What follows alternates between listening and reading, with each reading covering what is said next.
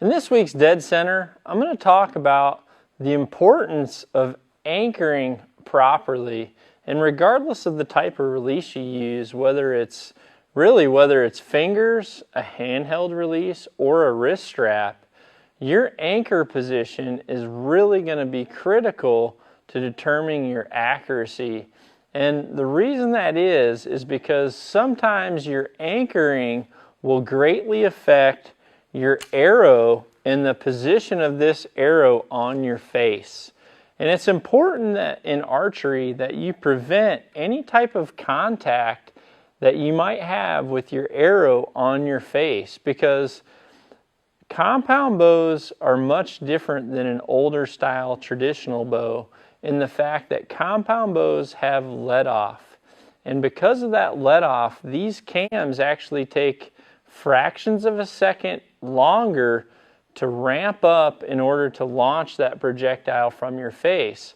So because of that let off, your arrow is actually sitting back here by your face for a little while before it actually catches the part of the power band in your cam that launches that arrow forward.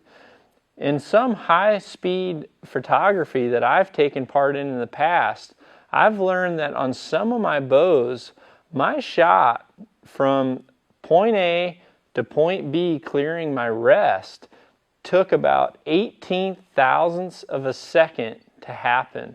And what was amazing about that was for 13 thousandths of that 18 thousandths of a second, my arrow had still never left my face.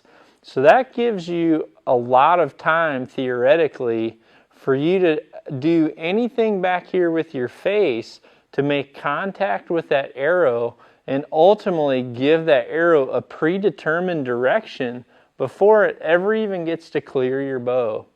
One of the most critical things is facial pressure, whether it's from a beard, whether it's from having naturally more facial tissue, or whether it's from a face mask. Any type of contact that you have on that arrow is going to greatly determine where that arrow ends up downrange.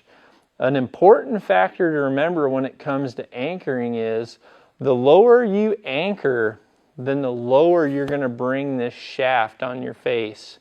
You know, what I like to teach and what I taught in the very first season was the proper position for you to anchor.